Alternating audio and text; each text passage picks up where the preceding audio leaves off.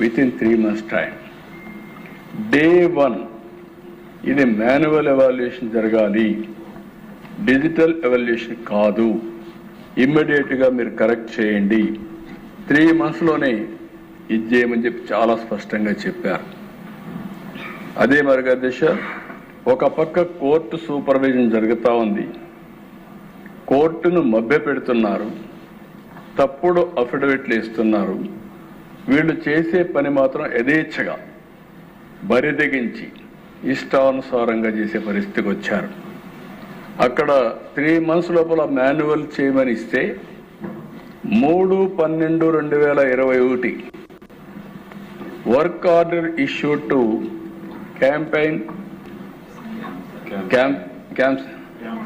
క్యాంప్సైన్ media limited for manual evaluation by secretary APSC.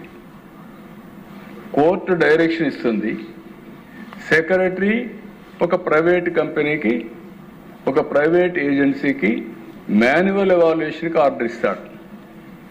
అక్కడి నుంచి మీరు చూస్తే అధ్యక్ష 5/12/21 tabulation on OMR valuation slips was done in Highland in the name of manual evaluation.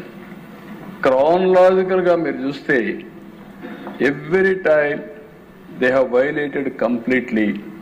I have given malla నేను explain చేస్తాను. మొత్తం కలిసి ఇక్కడ కిందికి వెళ్ళండి. నెక్స్ట్ ఇక్కడ మళ్ళీ మీరు చూస్తే చాలాసార్లు నేను రెడ్ లెటర్స్లో పెట్టేటన్ని కోర్టుకు పోయినట్టు. Court time and again government direct చేస్తానే ఉంది, క్లోజ్గా మానిటర్ చేస్తూ ఉంది. ఇంకొక పక్కన వీళ్ళు యథేచ్ఛగా కోర్టుని తప్పుదారి పట్టించడానికి రాంగ్ అఫిడవిట్స్ ఇస్తూనే వచ్చారు. ఫైనల్గా మీరు చూస్తే అధ్యక్ష మళ్ళీ aggrieved by the order dated 14/6/22 certain candidates filed writ appeal. Honorable Court rejected the stay for interviews. మళ్ళా ఇక్కడి నుంచి విత్ ఇన్ నో టైం అంటే కరెక్ట్ చేసుకోకుండా ఏదో ఒక నెపం పెట్టి ఆర్డర్స్ కూడా ఇచ్చేసే పరిస్థితికి వచ్చారు. Commission continues with interviews and announces final selection list and 163 candidates joined the service by giving an undertaking. CV Ramanaiah అప్పుడు డిప్యూటీ సెక్రటరీ, ఈయన ఎవాల్యుయేషన్ జరగలేదంటాడు. లాజిస్టిక్స్ కాస్ట్ కోసం అదే 2/1/2023లో 1.14 crores డబ్బులు ఇస్తాడు. అంటే ఏ విధంగా బిహేవ్ చేశారో కాంట్రడిక్షన్స్ మీరు చూస్తే చాలా స్పష్టంగా అర్థమవుతుంది. నేను ఇవన్నీ చెప్పే ముందు ప్రాసెస్ చెప్పిన తర్వాత ఈ జీవోలన్నీ కూడా మీకు ఒక ఐడియా వస్తుంది అధ్యక్ష. ఫైనల్గా 27 నెక్స్ట్ కిందికి వెళ్ళండి. ఇక్కడికి వచ్చినప్పుడు ఆనరబుల్ హైకోర్టు అగైన్ చాలా స్పష్టంగా ఇవన్నీ చూసిన తర్వాత ఒక కమిటీ ఓటేసి కమిటీ రిపోర్ట్ తెప్పిస్తే హైలాండ్లో ఎవాల్యుయేషన్ జరిగింది, అదే మాదిరిగా ఫ్రాడ్ జరిగింది అని నమ్మిన తర్వాత సిట్ కాన్స్టిట్యూట్ చేశారు అధ్యక్ష. సిట్ దీని డీటెయిల్గా డెప్త్కి వెళ్ళింది. వెళ్తే అధ్యక్ష ఈరోజు మొత్తం రికార్డ్స్ అన్నీ కూడా మన దగ్గర ఉన్నాయి. ఆ రికార్డ్స్ అన్ని చూసిన తర్వాత అధ్యక్ష వాళ్ళు ఒక ఇది కూడా పెట్టారు, ఫారెన్సిక్ ఎవిడెన్స్ అనేది రాష్ట్రంలో ఉండే ఫారెన్సిక్ ఎవిడెన్స్తో ఫారెన్సిక్ ల్యాబ్తో మీరు చేస్తే తప్పులు జరిగే పరిస్థితి ఉంటుంది, మ్యానిపులేషన్ చేసే పరిస్థితి వస్తుంది, బయట వాళ్ళతో చేయమని చెప్పి కూడా డైరెక్షన్ ఇచ్చే పరిస్థితి వచ్చారు ఈ గవర్నమెంట్కి. బయట వాళ్ళు పెడితే గవర్నమెంట్ ఆఫ్ ఇండియాకి రాసి మొత్తం మీరు చూస్తే 7 స్టేట్స్ నుంచి ఒక విధంగా మనం మాట్లాడుకుంటున్నాం ఇప్పుడు ఏదైతే బ్లాక్ చైన్ టెక్నాలజీ అని. ఒకరిని చేస్తే మోసం చేసేవాళ్ళు, కానీ ఇప్పుడు 7 స్టేట్స్కి సంబంధించిన ఫారెన్సిక్ ల్యాబ్స్ ఇన్వాల్వ్ అయ్యి మొత్తం ఎస్టాబ్లిష్ చేస్తే దేశ మీరు చూస్తే ఈ డీటెయిల్స్ చూస్తే number of dossiers 734, documents reports 734, barcode reports 408, exhibits 408.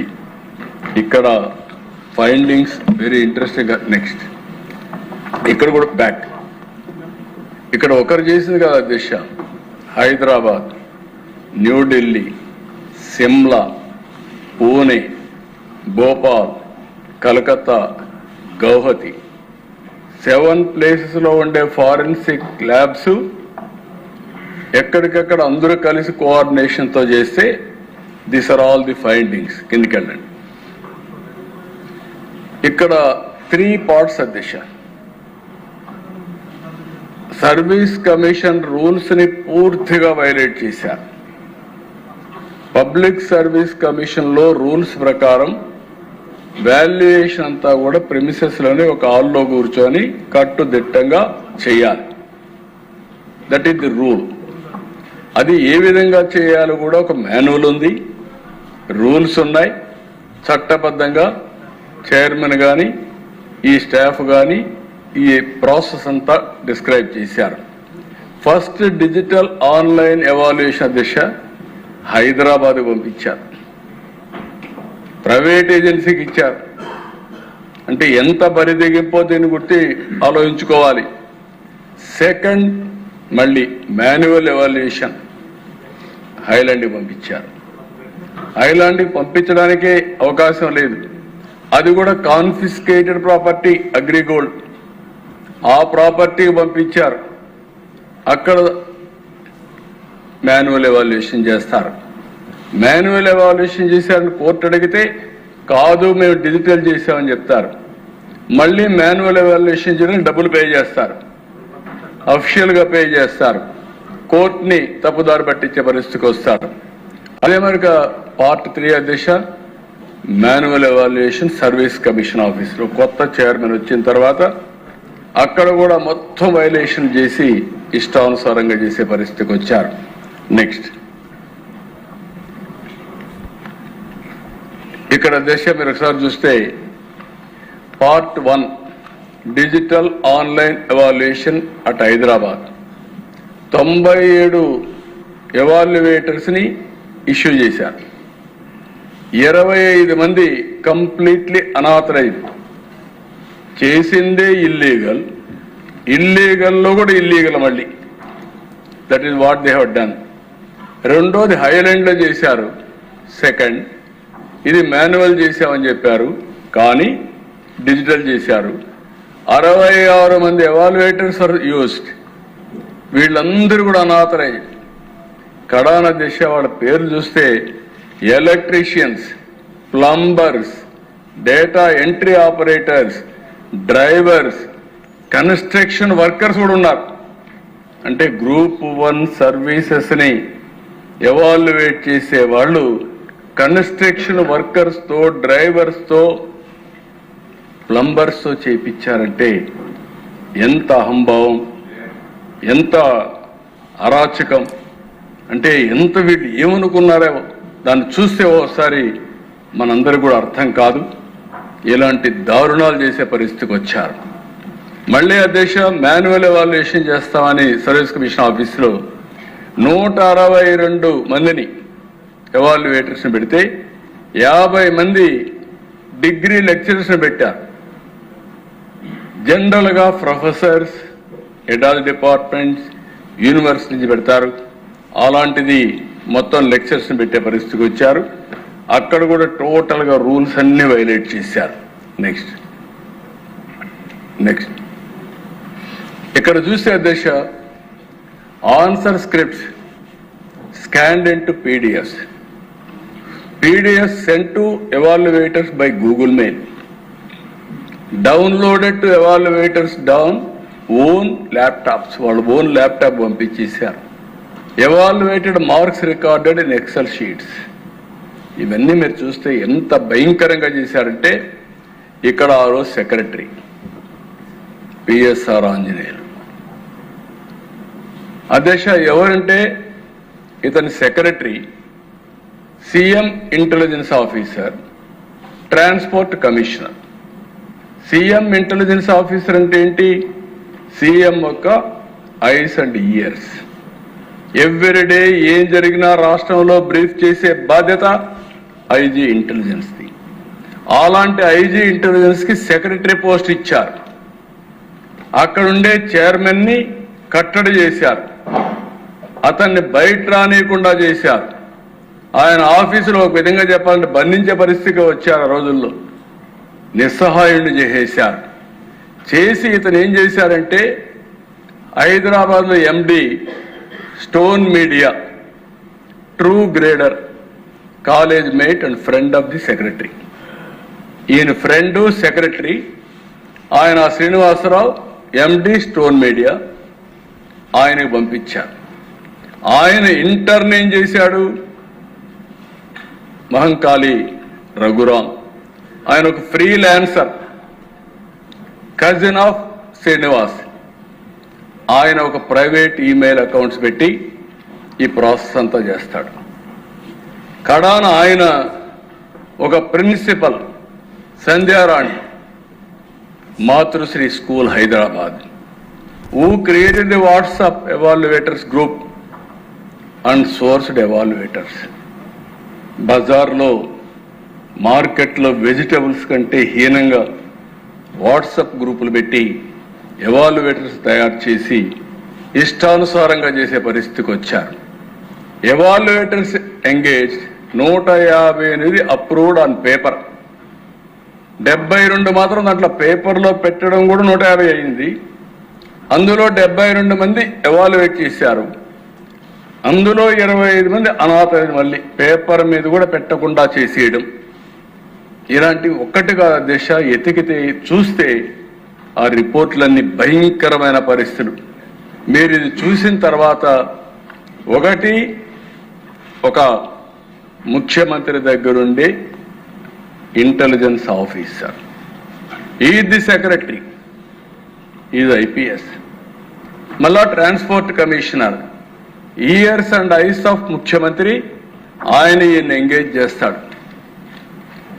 ఎవరైతే ఎండి స్టోన్ మీడియాని ఆయన ఇంటర్న్ రఘురామని ఒక ఫ్రీలాన్సర్కి ఇస్తాడు. ఆయన ఇంటర్న్ సంధ్యారాణి ఒక ప్రిన్సిపల్కి అప్పచెప్తాడు. ఎవాల్యుయేషన్ ఇష్టానుసారంగా చేస్తారు. అంటే ఈ రాష్ట్ర చరిత్ర, ఈ రాష్ట్ర భవిష్యత్తుని తీర్చిదిద్దవలసిన గ్రూప్ 1 సర్వీస్ ఆఫీసర్ని ఫుట్బాల్ ఆడుకునే పరిస్థితికి వచ్చారు. సెలక్షన్ని అపహాస్యం చేశారు. మామూలు అపహాస్యం కాదు, ఇది భయంకరమైన, ఇది ఊహించుకోవడానికి కూడా లేకుంటే డైజెస్ట్ చేసుకోవడానికి కూడా వీలుగాని పరిస్థితి. నెక్స్ట్ ఇక్కడ మీరు చూస్తే అధ్యక్ష, ఎవరైతే true grader edu services private limited, ఈ private agency, no prior experience private ఏజెన్సీకి ఇవ్వడమే తప్పు. How can you give? Private వ్యక్తులు గ్రూప్ 1 సర్వీసుల్ని ఎవాల్యుయేట్ చేసే పరిస్థితికి వస్తే సిస్టమ్ ఏమవుతుందని అడుగుతున్నా. అక్కడి నుంచి ఆ శ్రీనివాసన్ ఐడెంటిఫై చేసుకోవడం, వీళ్ళిద్దరూ బ్యాచ్మేట్స్ ఉస్మానియా యూనివర్సిటీలో. అంటే మన జీవితం, మన పిల్లల భవిష్యత్తు ఈ విధంగా ఇష్టానుసారంగా చేసే పరిస్థితికి వచ్చారు. అక్కడ data processing tabulations for handled by Raghuram, a freelancer, cousin of MD Srinivas. ఎండికి కజిన్ అయితే అతనికి అప్పచెప్పాడు. కుటుంబ వ్యవస్థ, ప్రైవేటు కంపెనీల వ్యవస్థ వాళ్ళు ఈ యొక్క సర్వీస్ కమిషన్ డిసైడ్ చేసే పరిస్థితికి వచ్చారు. Next, no chairman approval. ఇది క్లియర్గా rule number 17 serial number 9 of the commission's regulations and rules ప్రొసీజర్లో without chairman approval nothing can be done. It is all these procedures custodian is chairman. It is very specifically written in rule number 17, serial number 9. Next. The panel approved by the secretary predominantly comprise teachers and lecturers from private schools and colleges. And also some of the jobs are university professors or head of the department చేయవలసిన పనిని private schools నేను ఇంకోటి చెప్పాను కడాన plumbers electricians construction workers చేపించే పరిస్థితికి వచ్చారు. Next 158 members in the secretary approved panel, 72 members actually evaluated. అంటే secretary private వ్యక్తులు ఈయన కూడా రిపోర్ట్ చేయకుండా వాళ్ళు ఎవాల్యుయేట్ చేశారు. కనీసం పేర్లు కూడా పంపకుండా ఎవాల్యుయేట్ చేశారు. 25 అనాథరైజ్డ్. ఆ రిపోర్ట్ చూస్తే ఇష్టానుసారంగా. Next, the scanned PDF answer script were sent to the evaluators through non official channels, email, Google Drive, WhatsApp, ఇష్టానుసారంగా అంటే ప్రైవేట్గా పంపించేసేయడం. Next, one evaluator named by Zeesham Ali, English, history, polity and also economy 4 evaluate చేశాడు. Aruna Telugu, English, general SI, history, polity. ఆవిడ అంటే ఒక్కొక్కరు multiple మనుషులు దొరక్కపోతే ఒకే వ్యక్తి ఏ పరీక్ష అయినా ఎవాల్యుయేట్ చేసే పరిస్థితికి వచ్చారు. నెక్స్ట్, రఘురామ్ ఫ్రీలాన్సర్, పని లేకుండా ఉన్నాడు, అతన్ని ఎంగేజ్ చేసుకున్నారు. అతన్ని మీరు చూస్తే 300 ఇంగ్లీష్ పేపర్ స్క్రిప్ట్ని approximately 10% of the evaluated scripts failing. అంటే ఆయన కూడా ఇష్టానుసారంగా వేసేయడం. ఒక లాజిక్, ఒక సబ్జెక్ట్, ఒక ఎవాల్యుయేషన్ ఏమీ లేకుండా ఇష్టానుసారంగా చేసే పరిస్థితికి వచ్చారు. నెక్స్ట్, ఇన్ సెవరల్ కేసెస్ అధ్యక్ష, marks were recorded in the second evaluator column without the involvement or participation of the designated second evaluator by decreasing or increasing. అంటే క్యాజువల్గా మార్కులు డిక్రీజ్ చేయడం, మార్కులు పెంచడం, సెకండ్ ఎవాల్యుయేటర్ పేరు పెట్టుకోవడం, ఇష్టానుసారంగా వాళ్ళు లేకపోయినా వీళ్ళే వేసేయడం, ఇలాంటివన్నీ చేసే పరిస్థితికి వచ్చారు. నెక్స్ట్, ఇది ఫస్ట్ అక్కడ జరిగింది అధ్యక్ష హైదరాబాద్లో. అది ఫస్ట్ ఎవాల్యుయేషన్. సెకండ్ ఎవాల్యుయేషన్ ఇది హైలాండ్, ఇది కూడా ఇల్లీగల్. హైలాండ్కి తీసుకుపోవడానికే వీలు లేదు.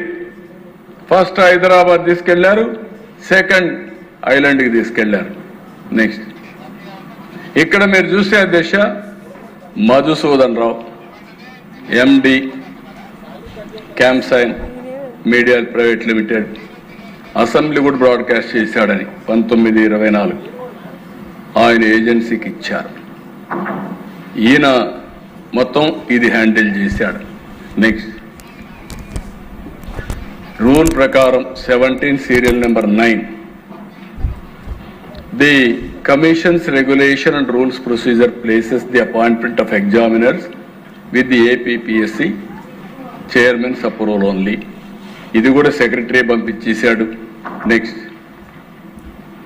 పేరా 32 page 60 of the APPSC official manual requires the confidential section to obtain the panel of examiners from head of the departments, universities, instead of the tabulation was carried by 66 unauthorized persons at Highland Resort, which is seized property in Agrigold, so and so. అంటే ఇక్కడ 66 మంది unauthorised. నేను ఆ పేర్లు కూడా చెప్పాను. ఎవ్వరు దొరికితే వాళ్ళు తీసుకెళ్లారు, డైలీ కూలీలు తీసుకెళ్లారు. అలాంటివన్నీ చేసి మొత్తం ఎవాల్యుయేట్ చేసే పరిస్థితికి వచ్చారు. నెక్స్ట్, ఇక్కడ మీరు చూస్తే క్లాసిఫికేషన్ రఫ్గా ఎగ్జామిన్ చేస్తే unemployed 11, private school teachers, private college lectures 5, house wives 4, labour, agriculture labour, daily labour 3, clerical, assistant, ticket issue jobs 4, flower decorators 2, attenders 2, security guard 1, sales executive jewellery షాపులో ఒకరు, driver, software employee, electrician, computer operator, lab technician hospital and all supervisor Gandhi park. కొన్ని analyse చేశాం. Analyse చేస్తే this is the scenario. అంటే ఏమనాలి, ఏం చెప్పాలి అనేది మనందరం కూడా ఆలోచించాల్సిన అవసరం. నెక్స్ట్, ఇక్కడ రూల్స్ ప్రకారం అధ్యక్ష సిఎఫ్ఎస్ఎల్ రిపోర్ట్స్, సిఎఫ్ఎస్ఎల్ రిపోర్ట్స్లో ఎక్కడ కూడా ఫ్లూయిడ్ కరెక్షన్ ఉండకూడదు. ఏదైతే whitener or white correction fluid strictly prohibited on OMR evaluation slips. ఇవి మీరు చూస్తే 55 పైన CFSL reports confirmed this data correction చేశారని. నెక్స్ట్, ఇక్కడ దశ ఏ ఎగ్జామ్ పేపర్ కూడా బయట పోకూడదు. ఒకటి, అది తప్పు. ఈడు తీసేపోయి ఆ ప్రైవేట్ ఏజెన్సీ క్యాంసైన్ మీడియా ప్రైవేట్ లిమిటెడ్ హైలాండ్లో 84 రోజులు పెట్టారు. 84 రోజులు ఒక ప్రైవేట్ వ్యక్తి కస్టడీలో పబ్లిక్ సర్వీస్ ఎగ్జామినేషన్ పేపర్స్ ఉండడం అనేది చాలా నేరం, ఘోరం కూడా. అదే మాదిరిగా a second examiner was not use రావాలి. ఎక్కడ కూడా సెకండ్ ఎగ్జామినర్ అనే మాట్లాడలేకుండా వాళ్ళు లేదు. అక్కడ వాళ్ళు ఏం కావాలో అవి చేసి పంపించే పరిస్థితికి వచ్చారు. Next, deputy secretary Ramanaiah affidavit వేస్తారు. No earlier evaluation was done at Highland and also an additional counter affidavit వేస్తూ 1,14,00,000 రూపాయలు లాజిస్టిక్స్ అండ్ ప్రిపరేటరీ వర్క్ ఖర్చు పెట్టామంటాడు. అంటే ఆ దిశ ఇక్కడ మనం గుర్తుపెట్టుకోవాల్సింది, ఆఫీసర్స్ను కూడా ఎంత భ్రష్టు పట్టించారంటే అలవాటు అయిపోయి వీళ్ళ ఇష్ట ప్రకారం ముందు ఒక అఫిడవిట్ వేస్తాడు. ఆ అఫిడవిట్ ప్రకారం కోర్టులో రిట్ నెంబర్ 1500-701 ఆఫ్ 2022లో ఇందులో క్లియర్గా there is no earlier manual evaluation as alleged by the petitioners between December 21 and January 22 అని కోర్టుకు అఫిడవిట్ వేస్తారు.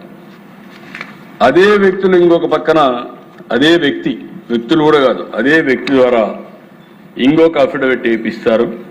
ఇది కూడా 15,701 ఆఫ్ 22. ఇందులో మీరు చూస్తే a check was issued to the agency for a sum of 1,14,32,312 rupees to take care of the logistics connected to various centers undertaken confidentiality by the secretary from October 19 to February 22. Same పీరియడ్లో ఐలాండ్కి వెళ్ళలేదు అని అక్కడ వేస్తాడు. Same పీరియడ్లో 1,14,00,000 రూపాయలు ట్రాన్స్పోర్టేషన్కు logistics ఖర్చు పెట్టామని హైకోర్టుకి వేస్తారు. మామూలుగా ఏదో మనకు ఇంకొకరికి బ్లఫ్ చేయడం కాదు, సాక్షాత్తు హైకోర్టుకే